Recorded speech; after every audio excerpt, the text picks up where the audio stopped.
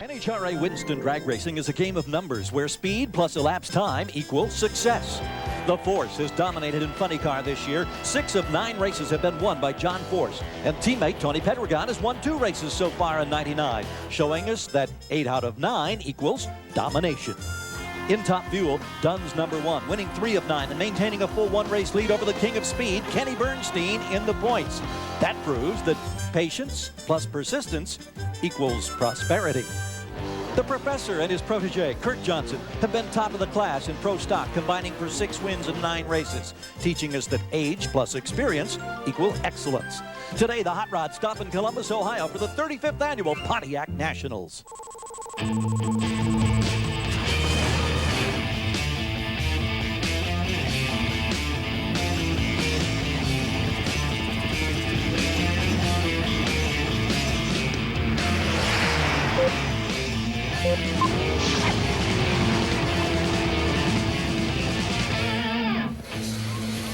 In the heart of the rich farmlands of central Ohio, just east of Columbus, you'll find National Trail Raceway. It's the scene today of round 10 of the $40 million 22-race 1999 NHRA championship season. And today we're here in the pits for the Pontiac Nationals.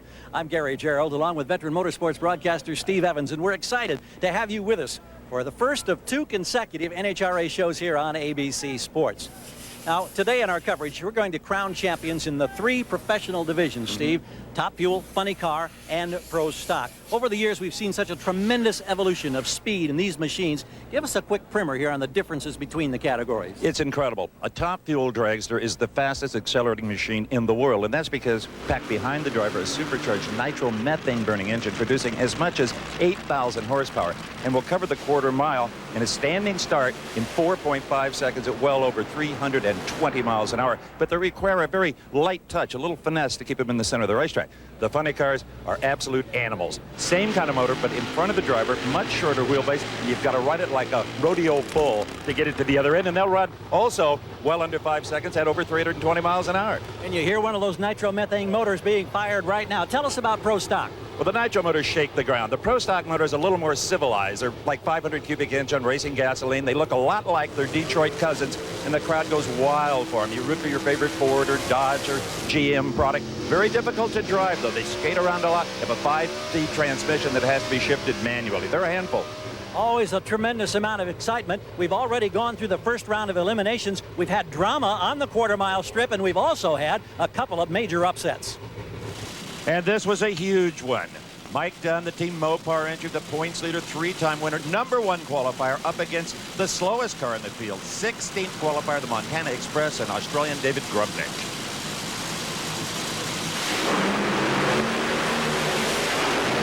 Dunn lost traction. Grubnick took advantage of it and advanced to round #2. The points leader now a spectator. You saw the blower belts getting across the racetrack. That also was a factor.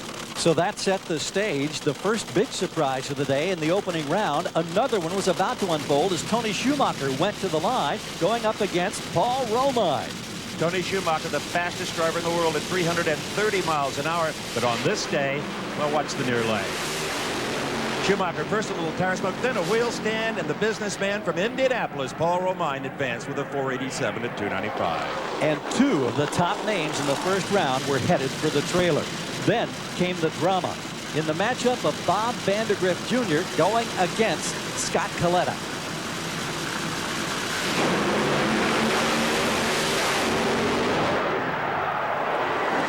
The right rear exploded. A chunk of the debris tore off the right front on Scott Coletta's car. Miraculously, neither man had contact with the wall. Neither man was injured, but it left a lot of work to be done. Let's go to the pits and check in on the progress with the other member of our broadcast crew, Frank Hawley, 2-time NHRA Funny Car champion. It's a surprise that he's looks as good as he does. That was a wild ride in the first round. You guys got things put back together, and you're getting ready for the second round. How do you feel? Well, you know, we got a great team over here with Ray Alley and Johnny West, the whole Jerseys team. We had a big thrash before this round, you know, after our first round mishap. But I feel confident. The car looks like it's okay, and we'll go ahead and see if we can get him another round. What was it like trying to keep that thing on 3 wheels at over 200 miles an hour? Well, they don't really want to go straight, but luckily I was starting to slow down and got a parachute out, and it saved me. But we don't want to do that anymore. Now, another major story this week relates to the funny cars, where Tommy Johnson Jr. is now driving the Interstate Batteries car in place of Cruz Pedregon. Frank caught up with the cruiser to find out about the breakup. You know, you wouldn't be surprised to see Cruz Pedregon in the pit area at a drag strip, but I am surprised to see him without your driving suit. What happened between you and the Joe Gibbs team? Well, life's more than just a good ET slip, Frank, and you know, things happen. As great as a team as that is, Joe Gibbs and all the group over there, hey, I just wasn't happy as a driver, and when you get in these cars, you have to be happy, and there's certain things that push my buttons to bring out the best of me, and that button wasn't getting pushed, and we all tried, and just things didn't work out, and unfortunately, it's a good car. I hate to leave it, and I helped build that team to what it is, but we're going to move on. I want to try to put my own team together and run my own car. I want to try to be out there this year yet. Well, I'll tell you, if you want to get into NHRA Winston drag racing, the points go with the driver, not with the race team. So by getting with this guy right here, you would be in third place in the NHRA Winston points so far this year. And you had to wonder earlier on in round one of Funny Car which car Cruz Pedregon was rooting for. His whole ride with Tommy Johnson Jr., maybe, or the young man from New York State, that is Phil Burkhart Jr., the Firebird in the near lane. TJ now had 4 competitive runs under his belt in the car during qualifying. In a magnificent drag race, it was Phil Burkhart at 5:08, 294 miles an hour. The engine clean and dry. So with that upset in the book, we got our first look at John Force in the opening round. The man who's dominated the competition on the near lane, it's Bob Gilbertson, hoping that he too can spring a major upset. But it was not to be. Force with a stunning 492 at nearly 300 miles per hour. So there were plenty of stories of drama and interest in the opening round. Round 2, Top Fuel coming up. We'll see what's in store in Columbus.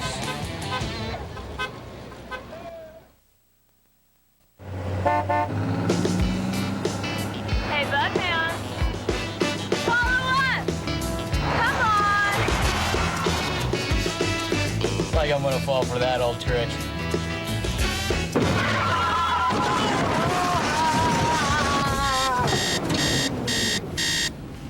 Not so good.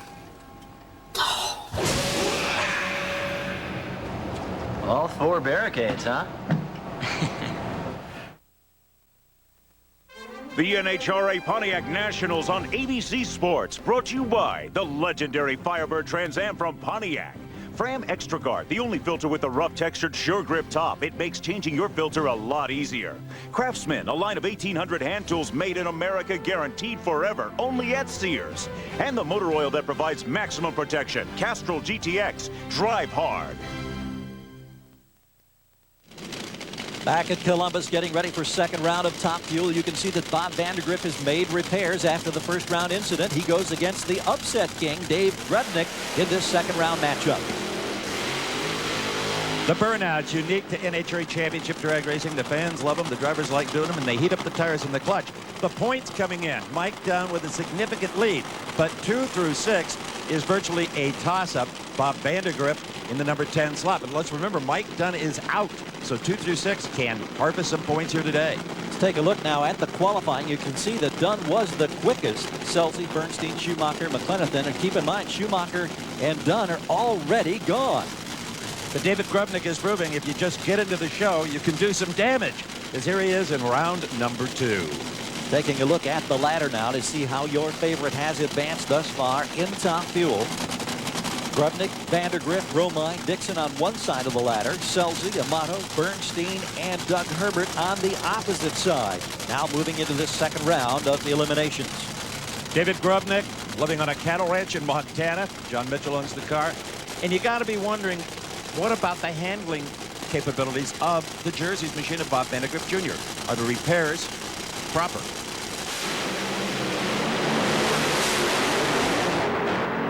Oh, that answers that question. Bob Vandergriff straight and strong at a really nice 4.76 second elapsed time at 303 miles an hour. Grubnick up in smoke. And looking down from the Bud 1 airship, you can see Grubnick lose traction. A sigh of relief for Vandergriff. When you first looked at this car in the middle of the racetrack, missing a tire, you said, I don't think we can fix it, but you did. Yeah, well, my hat's off to my team. What a great job the Jersey's crew did, you know, getting this thing back together again. If you'd have seen the thrash we had in between rounds, you wouldn't have bet on that. But it's a great round win for our team. 476, and we did see it in the pits, as a matter of fact. Well, that's a great round. We'll take it. Hopefully, maybe it'll get lane choice. Well, that earlier incident for Vandegrift pales in comparison to the one this man, Kenny Bernstein, recently went through in Atlanta. He talked about it with Steve. Well, the first thing is you're basically a rider. You're out of control. You have no control. The car's sliding across the track on its side. I'm real fearful that Doug Coletta is going to run right over me because I'm in his lane. That's the first thing that hit my mind. Then I see the retaining wall, the concrete wall coming towards me, and I know I'm going to hit it pretty hard, and I duck down in there as deep as I can, kind of like a turtle, to keep from getting hit on top of the head, and it does hit right at the roll cage area. Knocks the rear wing off and the front off of it, too. Then it continues to slide right down the racetrack on its side, and I'm just laying there going, well, it's going to stop sometime, and the engine's still running. I reached up and turned the fuel shut-off off, and the engine stopped, and I just sat there and waited for somebody to come and get me. Now, if that doesn't give you an appreciation for what these top fuel drivers go through, I don't know what will. Ready to go up now against Doug Herbert is Bernstein. And these are the two drivers in second and third place in the points. Bernstein second, Herbert third. Doug could change that right here with a victory. A unique onboard look with the Bud King.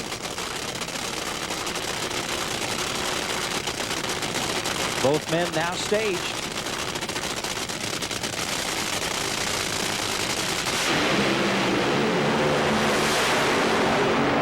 Bernstein's in trouble. The motor was just flat, dropping cylinders on the left-hand side, and what a wonderful elapsed time, 4:67 during the heat of the day on a slippery racetrack. Keep an eye now on the left-hand side of the screen as Bernstein, you can see the raw fuel right there coming out of the cylinders, out of the exhaust system. He was in trouble, and that paved the way for Herbert, who looked like he may have wounded his engine late in the competition. And now on board, you can clearly see what we were talking about out of that left-hand bank for Bernstein. Let's go to Steve. Dougie, you did exactly what you had to do. Get rid of the guys standing between you and the points lead. But yeah, right. Between me and second place was all I was worried about right then. I'll tell you what, well, we know Bernstein and those guys are good, but hey, Dick LaHaye and Frazier and they Snap-on guys, we're going to get down the track today, and who knows, maybe we'll be here when it's late. We did it about 7 years ago, so maybe we can do it again. 1993 on this track. Herbert got his first professional win. Burnout time for Larry Dixon. Now, a big part of any drag race is reaction time. Frank Hawley explains just how reaction time is calculated. A driver's reaction to the starting lights is absolutely crucial, and that's why a lot of drivers like Larry Dixon practice with electronic reaction time testers to help maintain their lightning reflexes on the starting line. But the reaction time is actually a combination of the driver and the race car. As the car pulls to the starting line, it blocks a light beam with the front wheel.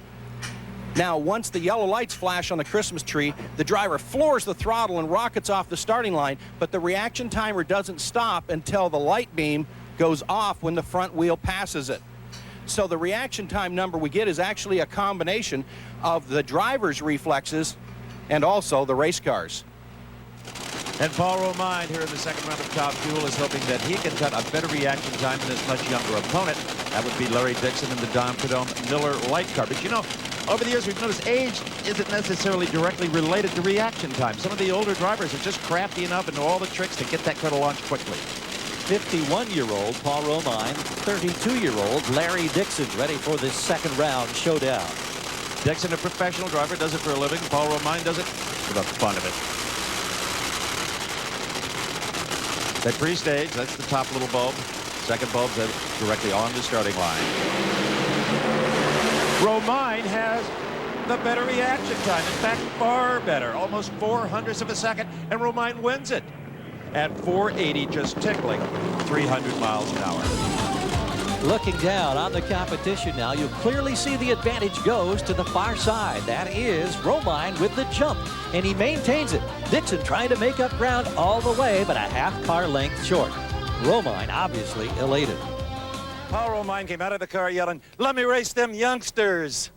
Well, I tell you what, first it was Schumacher, you know, and I told Dixon, there he is. I told him, I said, man, here are them youngsters, and this old guys are going to try to beat up on you. No one enjoys a good day more than Paul Romine. And what a day Paul Romine is having. First knocking off Tony Schumacher, now Larry Dixon to advance to the semifinals. Our next pairing features a couple of two-time winners this year. Here's the two-time defending series champion, Gary Scelzi. Scelzi from Fresno, California, the first man to break the 325-mile-per-hour barrier in Top Fuel against a five-time Top Fuel champion, Joe Amato. Well, they're both two-time winners, so why aren't they higher up in the Winston point standings? Well, they share something else in common, a failure to qualify in an event and a bunch of first-round losses. They have not had the consistency that the winless Kenny Bernstein has, and he's in second spot. Amato from Pennsylvania, the Tenneco Automotive car. Great big 17-inch wide Goodyear slicks, that's the maximum.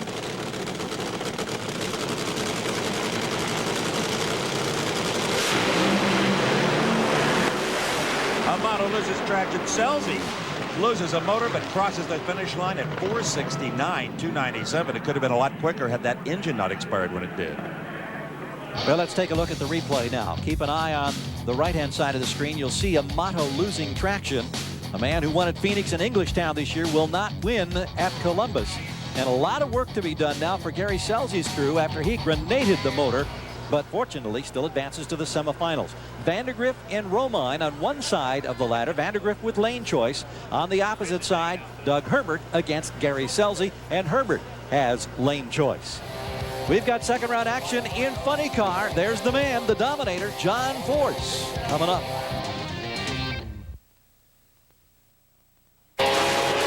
When you travel at over 300 miles per hour, you need all the protection you can get.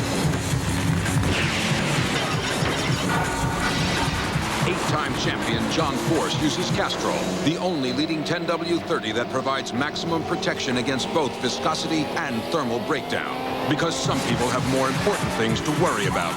Castrol GTX. Drive hard. And try Castrol Syntec Blend for added synthetic protection. Presenting 8-time funny car champion John Force to test the Fram Extra Guard filter with its new short grip top. It's easy to hold on to. See, I still got it. They ain't kidding about that rough textured grip. Couldn't drop it if I wanted to. Oh, baby! The new Fram Extra Guard with short grip. It sure makes changing your oil filter a lot easier. Back at National Trail Raceway near Columbus, Ohio, another 90-degree day, and the pits are packed with NHRA drag racing fans for the 35th renewal of the Pontiac Nationals. A quick reminder, coming up on the July 3rd and 4th holiday weekend, ABC has coverage from San Francisco of the X Games, including vertical doubles for skateboarders, freestyle motocross, and men's speed climbing. For more on the X Games, log on to ESPN.com, part of the Go Network, go.com. Funny car points after 9 of 22 events. John Force absolutely dominating as he has done for so many seasons in the past. Will he again be able to work his magic at Columbus? As for qualifying, it was his teammate Tony Pedregon who set the pace. Force had to settle for the number 2 slot. But let's remember, in round number 1 earlier, Force reset the bar and he set it high with that masterful 4.92 second blast. And considering the heats and the slick track, that was astounding. Pedregon, Bazemore, Wilkerson, Dean Scusa, one side of the ladder in funny car, now advancing to the second round. You've got Force, Jim Epler, Phil Burkhart, and the man who won here in a big surprise last year, Frank Pedregon. All right, let's kick off round number 2 of funny car action with Dean Scusa. And watch this.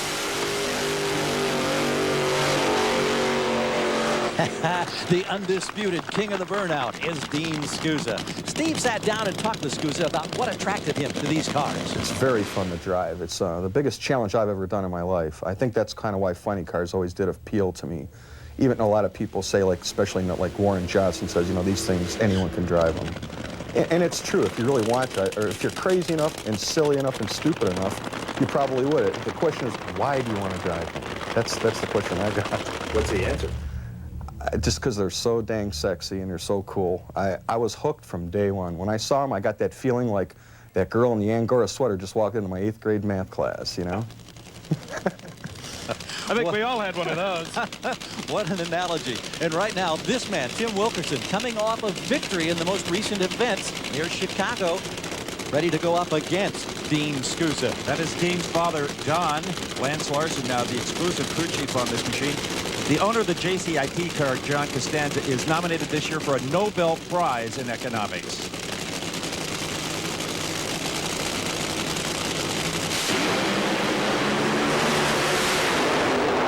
But the prize here is going to go to his driver, Tim Wilkerson, who did a masterful job of pedaling that car. In other words, getting on and off the throttle. When he felt the tires come loose, he lifted it up, let the car settle down, got back on it.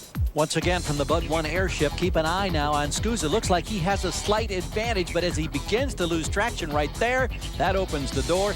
Wilkerson home to the semifinals with an outstanding run. Steve is with Tim. Counting the last race in Chicago, that is Tim Wilkerson's 6th consecutive win light. You've never been able to say that. No, I'm telling you what a great day for Tim Wilkerson, JCIT, John Costanza, and Pontiac. I'm telling you, we're going to go to the next round, the semifinals, twice in a row. Hey, we're just thrilled to death with all this. How about 3 times in a row? Yeah, we won at Englishtown, didn't we? So much fun, I can't even stand it.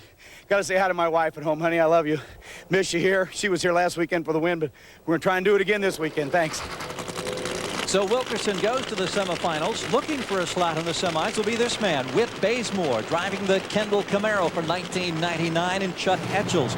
Remembering this date, 6 years ago at this track, one of the most spectacular funny car crashes we have ever witnessed. And amazingly, Whit Bazemore was able to walk away.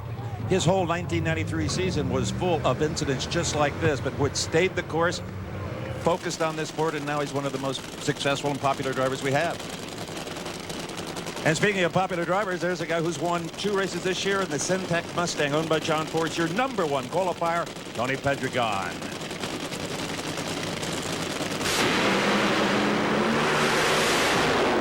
Oh, this is so close. Oh my, the near lane, despite smoking the tires across the finish line, it is Bazemore with a 5:02. Tim Richards, the crew chief on that car, pulled one out there. Masterful. Identical times as they crossed the line. The difference was reaction time. The advantage going to Whit Bazemore by a mere 0.006 of a second. Pedregon almost caught him at the line, but it'll be Bazemore who goes to the semifinals. And next up, it's Jim Epler in the Easy Care C5 Corvette body machine. Defeated Corey Lee in round #1. This body is probably as good, if not better, than the Mustang body as far as downforce and aerodynamics are concerned. And there is the Mustang body car of John Force, looking for its 9th championship in 1999. Already a 6-time winner thus far this season. Only won 3 total last year. The improvement credited to about a $500,000 investment in the research and design of that body. Corvette versus Mustang. Perfect.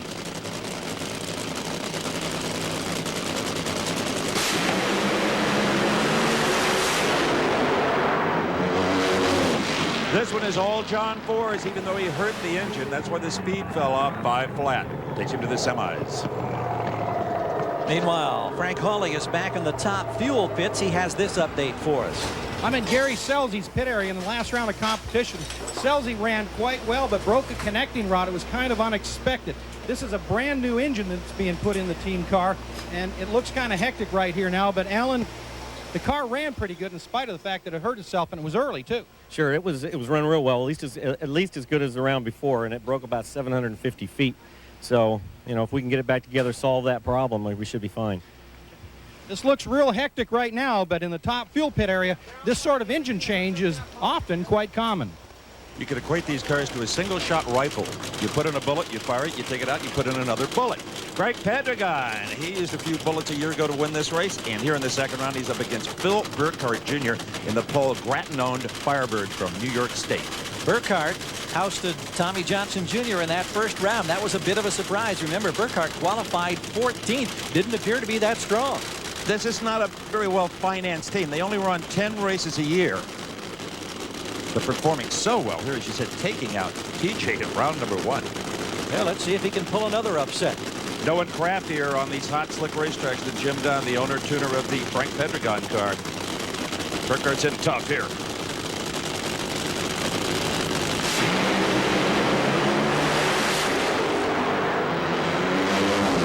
right up against the wall was Frank Pedregon, smoking the tires. He had to lift the nitro fish. Pontiac Phil Burkhardt goes to the semifinals for the first time. Now on the replay, keep an eye on the right-hand side of the screen. Look at Pedregon veer toward the wall, losing downforce because he's not getting the power out of that cylinder bank on the left-hand side. He controlled it, but then lost traction. That opened the door for Burkhardt to advance to the semifinals. Checking out the semifinal pairings now for Funny Car. Tim Wilkerson against Whit Bazemore. Bazemore had the quicker elapsed time in the last round, has the lane choice. It'll be Burkhardt now against John Force. So you got a David and Goliath matchup coming up. Our first look at Pro Stock. There's Warren Johnson, the professor, coming up.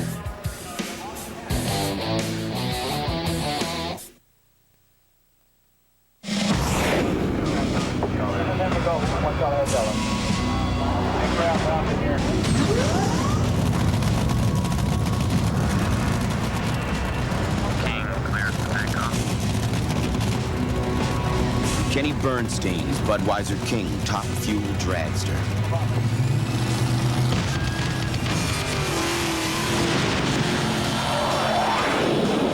Who says you need wings to fly?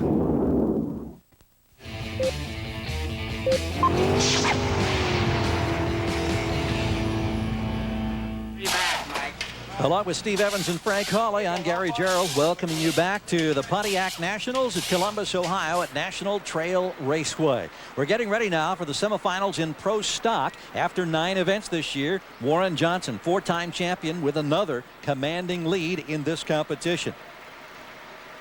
As for the qualifying times that established the 16-car field, only a 1/10 of a second separated 1 through 16. That's the continual story in Pro Stock. And to tell you how hot and humid it has been here, it really affects these normally aspirated vehicles. They have no superchargers. Not even Warren Johnson has run 200 miles an hour. But he's had a great day. He put out George Marnell in round 1, Robert Patrick in the Ford in round 2, and he faces off with Mike Trumbull here in the semifinals. Trumbull got by Thomas and Kurt Johnson. On the opposite side of the ladder, hometown favorite Jed Coughlin, who won here a year ago, has eliminated Richie Stevens and Ron Krischer to advance to the semis against Mike Edwards, who ousted Mark Howick and Jim Yates. This is Coughlin now getting in line, hoping that he can get to the finals and a shot at repeating his championship won here on his home track a year ago. This is a matchup of starting line experts, assassins off the starting line on the Christmas tree. Mike Edwards has won so many times with slower elapsed times, as has Jed Coughlin, who spends as much as 4 hours a day practicing on one of those devices Frank Hawley showed us earlier. One of the few Oldsmobiles remaining in Pro Stock. The Duco car over in the far lane, owned by Mary Lou Kite out of Las Vegas. Mike Edwards not only drives that Duco car, he is the crew chief. The soft-spoken young man from Oklahoma does it all. But right now, he's really got a tough one here. The crowd riding with the yellow car.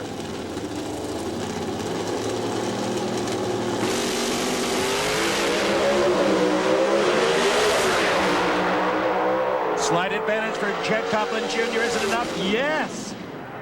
By thousandths of a second does the defending champ go to the final round once again. 7:04 at 197 miles an hour. Boy, this is a classic Pro Stock showdown. Keep an eye on Jed Coughlin now. And this one was in doubt until they crossed and broke the beam there at the end of the quarter-mile strip. A whole shot for Coughlin. The margin of victory, 7/1000ths of a second. Just that close. Let's go back now and ride for the 7 seconds with Jed Coughlin.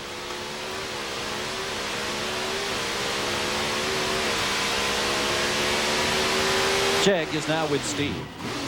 This partisan Columbus crowd roars their approval as Jeg Jr. tries to win it 2 years in a row. A tiny hole shot there won it for you. Yeah, you know, Mike and their whole crew's been doing an excellent job, and, you know, my hat's off to the whole Jegs crew. We've been struggling today and made a little better run there, so, you know, we'll get this thing hopped up for the final and try and make it 2 in a row here in Columbus in front of our hometown fans, all the folks at Jegs, and everybody at Dart that's been doing an excellent job. He makes a tricky track look easy. So Coughlin is in, and he'll face either Warren Johnson or Mike Trumbull. Warren Johnson's last win was a week ago. Joliet, Illinois. Yeah, the first time these two have ever met. Mike Trumbull coming into Pro Stock out of NHRA sportsman class called Competition Eliminator, where starting line reactions are absolutely key, and he has brought that talent, that experience into Pro Stock. Warren Johnson has won at least one event 18 straight years. He's got 4 already this season. And that's because Warren makes so few mistakes. If he has an Achilles heel, it might be reaction times off the starting line. And when he does get beat, that's usually the way it happens. And that's what Mike Trumbull hopes to accomplish in the right-hand lane. Trumbull pre-staged. Warren likes to stage last. Let's see if Trumbull lets him get away with that. Nope.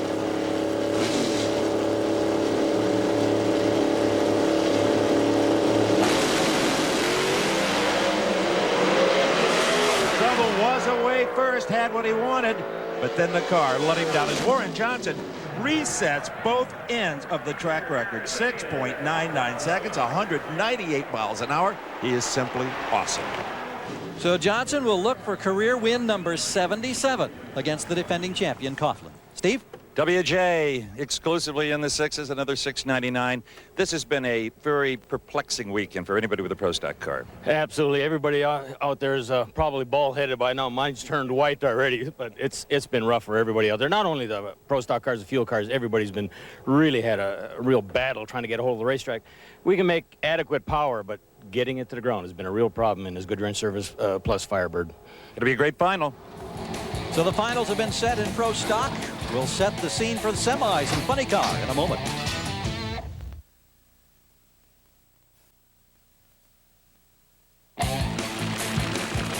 A beautiful sun-drenched day in central Ohio at National Trail Raceway. Huge crowd on hand. Watching now as we see the first pairing in semifinal Funny Car action. You've got Tim Wilkerson on the near side, ready to go against Whit Bazemore. Tim Wilkerson had routine maintenance in the pits between rounds. He won a week ago, as we've told you. Now, Whit Bazemore was anything but routine. They got the motor completely apart, put it all back together, started it. Something was wrong. They had to disassemble it, change the cylinder head. They were still working on this car as they pull it into the staging line. So Bazemore, let's see if any of that affects the driver.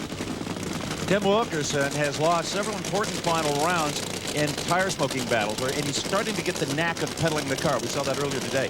Whit Bazemore, he's perfect at it. None better. Whit Bazemore with 5 career wins, none this year. Keep in mind, Wilkerson coming off a victory in the last event.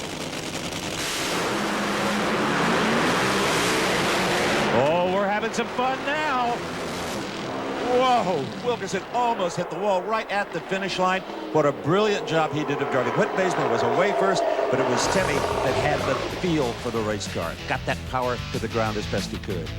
The straight-on look, and look at the adventure. Both cars dancing all over this hot, slick racetrack. A pedaling contest. And as we come down close to the finish, it was Wilkerson who was able to maintain control quicker, and he advances to the finals. On board with Whit Bazemore. Cockpit full of smoke. Look at that wheel movement. Frustration for Bazemore. His day is done. Well, you saw how those two cars smoked the tires. That tells you this is not going to be a piece of cake for John Force. Even though he's been the dominant car for this decade, he knows on this racetrack he can be had and possibly by Phil Burkhardt, who has never won an NHRA national event. In fact, this is the furthest I believe he's gone in competition. Just one professional round victory. That came early this season at Richmond, but already today he's knocked off Tommy Johnson Jr. and the defending champion Frank Pendragon as Austin Coyle gets the dominator, John Force, in position. Remember, Force threw up that 492 in the first round. And followed that up with a 5 flat.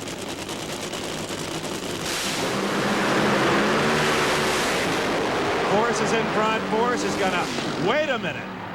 Phil Burkhardt from behind has defeated John Force with a 509 at 290 miles an hour. Let's take another look at this. Well, off the line, advantage to Force. Absolutely pulling away, as we've come to expect with his domination in recent years. Nears the center line, and then it looks like the engine just shut down. And Burkhardt, by a narrow margin, has done it again. Phil Burkhardt Jr., you're going to the final round of an NHRA national event. Those are words you've waited forever to hear. Talk about practically right now, career highlight. Go out, I mean, John's been out here, he's awesome. I mean, it speaks for itself. To come out here and beat him. You're awesome now, man. I love it. Can you imagine the excitement churning in that body as Burkhardt will now meet up against Tim Wilkerson for the finals of the Pontiac Nationals here at National Trail Raceway. Let's find out what happened to Force. Quickly, John, you can't complain when you get beat fair and square. No, I had him covered to come over on the center line, threw the blower belt off. He nicked. On the 4th of July, more NHRA action. The Sears Craftsman Nationals from Gateway International Raceway, just across the river from St. Louis in Madison, Illinois, here on ABC Sports. Aerial footage today provided by the Bud One Airship, reminding you that fresh beer tastes better. Well, a national event victory would taste real well to both these drivers. They have never had one. Bob Vandergrift Jr. has made a number of finals, only to be denied. And Paul Romine, well, he's having some kind of fun today. And he says, bring on more of those young guys. Well, we are, Paul. Here's Bob Vandergrift Jr., runner-up at this very event last year to Kenny Bernstein. Yeah, he likes this track, and he thought he was deserving of a victory a year ago. Maybe he'll get it today. But Romine, who's knocked off Schumacher and Dixon, has got other ideas. What a day it's been for this man. Clayton Harris, crew chief, checking over the CarQuest machine of Paul Romine, likes what he sees. These drivers take a tremendous jolt off the starting line. 5 Gs or better. And then another -5 when they pull the parachute. These can be body-punishing machines. Vandergrift near lane.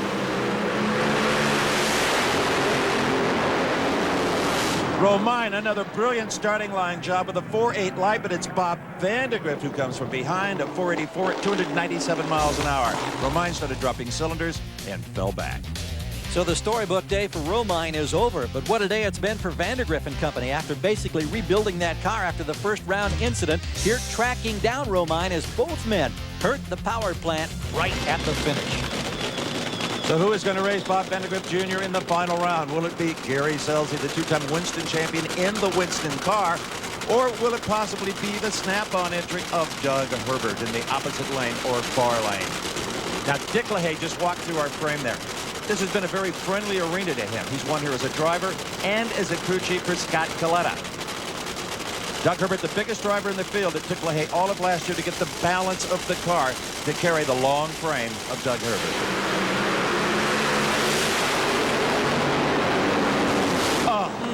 Doug Herbert by inches as both drivers record a 4.78 elapsed time. Herbert a little better reaction time, and that made the difference. Well, Top Fuel drag racing doesn't come much better than this matchup right here. Both men side by side, the advantage only by inches. And then Herbert coming on strong in the very final stages to advance. I know it's hard to see out of these cars with the high sides, but you could hear him. He was right there. Oh, man, I'll tell you what. Well, Gary Scelzi and Alan Johnson and the Winston guys are no slouches, but at least with Dick LaHaye and Frazier and all my snap-on guys, we're going to be here for the final, and it's good. An itty-bitty hole shot, and that's what won it. Is it really? Well, Dick might be a little bit excited because I deep stay. He don't like it when I deep stay because it makes the car look not as good, but that's okay. We got the win light, and that's what Team Snap-on cares about. And he pays the bills. He can do anything he wants. So an elated Doug Herbert has a chance against Bob Vandergrift in the Top Fuel final. We'll have all 3 of our professional showdowns coming up. Nationals on ABC Sports, brought to you by Brewery Fresh Budweiser, the official beer of the National Hot Rod Association. This Bud's for you. Craftsman, a line of 1,800 hand tools made in America, guaranteed forever, only at Sears. Fram Extra Guard, the only filter with a rough textured short grip top. It makes changing your filter a lot easier. And the legendary Firebird Trans Am from Pontiac. Ready for our first showdown. Finals in Pro Stock competition. Warren Johnson near lane, the white car, against Jake Coughlin Jr., the yellow car far side. Should be interesting here. Coughlin may force WJ to stage first, something he doesn't like to do. They're just sitting there, starter Rick Stewart with a hat on, looking on. They can pre-stage as long as they want. They run out of gas. He doesn't care. But once one driver stages, the other has 5 seconds to get in. WJ brakes. Coughlin holding back. He better get in there. Whoa, he cut it close. Advantage Coughlin. But it's not enough. WJ at 7 flat defeats a 7:06. Factor in reaction time, and well, you saw how close it was. Well, the 55-year-old veteran Warren Johnson has done it again. His 77th career victory, second winningest driver all time in NHRA history, and this time he had to track down Coughlin from behind to deny the youngster a second consecutive victory on his home track. Steve? Warren Johnson wins his 5th national event of the year. Jackie Beck with the ribbon and the medal, and Fred Simmons, motorsports manager for Pontiac and GMC, with the trophy. Give him the gold, Fred. There it is, Warren. Great job. Great job. You saw a lot of that yellow car. I didn't really look over there. We've been tearing our hair out all weekend long. My crew chief's bald-headed. My hair's turned white trying to get down this racetrack. I didn't even look over there. I just tried to negotiate my lane. I have no idea what the RTs were or the ETs. All I know is my yellow light came on at the end. That's all that matters. He's got the trophy to prove it. Congratulations to Warren Johnson. And all we know is that once again, the man continues to dominate Pro Stock Championship points. That's the current tally as he has extended his lead at the midpoint of the season. So that brings us now to our funny car final. Tim Wilkerson, the 38-year-old veteran from Springfield, Illinois, and the beautifully prepared JCIT Firebird, looking for his second consecutive victory. He goes against the upstart of the day, Phil Burkhart, and his Nitro Fish Firebird.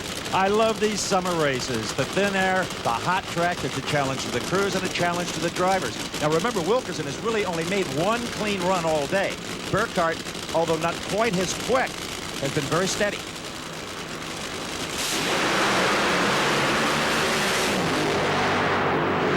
Phil Burkhart wins his first ever NHRA National Funny Car title at an okay 5:16. Speed falls up to 280 miles an hour. Well, with a day that started as the 14th fastest qualifier, knocking off first Tommy Johnson Jr., then Frank Pedregon, the defending champion, got a break when John Force lost power. Here, Wilkerson sideways off the line, and Phil Burkhart is now a first-time NHRA Funny Car winner. Phil Burkhart Jr., this is what dreams are made of. You win your first national event, you take out John Force in the process, then Wilkerson, congrats, man. Oh, man, I have to give all the credit to my crew chief, Wayne Dupree, and the whole crew. Paul Gratton, the team owner, he's great. I mean, that's the reason that I'm in this car. The whole crew did an excellent job keeping this thing going down the racetrack, and I can't thank them enough. And a great job of driving. You were comfortable all day. Well, I did my job, and Wayne and I work real well together, and this Nitro Fish people, I'm sure they're real happy with this. Before this round, they were real happy, so I'm sure with this, they're ecstatic. About a month ago, his crew chief was let go by Scotty Cannon. Checking the point standings, even though Force didn't make it to the finals of this event, he still continues to hold a monster-size lead in funny car competition. That sets the stage now for our final professional showdown of the day here at National Trail Raceway. We move to the top fuel final. Bob Vandergrift ready to go up against Doug Herbert. This is Doug Herbert's fourth final of the year, and he's batting .333, one win. The Dick LaHaye prepared machine, based out of Cherryville, North Carolina. The locals call it Cherryville. Originally from Southern California is Bob Vandergrift. Both these drivers originally from the Southland. Vandergrift now makes his home in Atlanta, driving that Jersey car. There you see the handbrake to restrain all that power right on the starting line.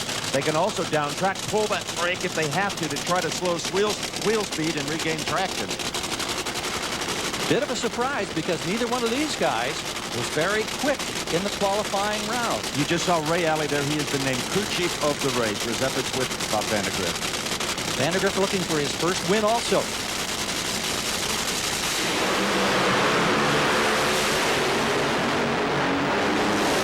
Doug Herbert now has 2 wins on the year. Moves past Kenny Bernstein into second place in the points. What a nice race. A 469 at 313 to a 476, slowing to 282. On the far side of the screen, Herbert with the launch, looking for his second victory here at Columbus. First broke through in 1993. Early domination, extending it, and winning again. First the ribbon, then the gold. 6 years after his first ever victory here at National Trail, you've done it once again with steady performance. Boy, I'll tell you what, I can't say enough about Dick LaHaye and Frazier and all our Snap-on guys are helping us out. Last weekend at Chicago, or whenever we were at Chicago, they extended my contract 3 years, so 3 more years with Snap-on, and I hope Dick LaHaye sticks with me. He acts like he's mad, but I think he must like me or he wouldn't stay around. And what a boatload of points. Oh, man, I'll tell you what, we did good to picking up on Dunn and them guys. They're tough, but we'll be here till the end, I think. LaHaye's just getting on a roll now. And on this slick track, his big frame was no disadvantage. You could just feel the confidence oozing out of every pore of his body. And look at him, second now in points, only 61 behind Mike Dunn, who was sidelined in the first round of eliminations here at Columbus. So we have seen upsets, we have seen drama. It has come to be expected here with the 35th renewal of the Pontiac Nationals at National Trail Raceway. We salute Doug Herbert, Phil Burkhart, and Warren Johnson for their championships on this hot, slick racetrack. For Steve Evans and Frank Hawley, I'm Gary Gerald. Thanks for joining us. We'll be looking forward to seeing you with us 2 weeks from now at Gateway International.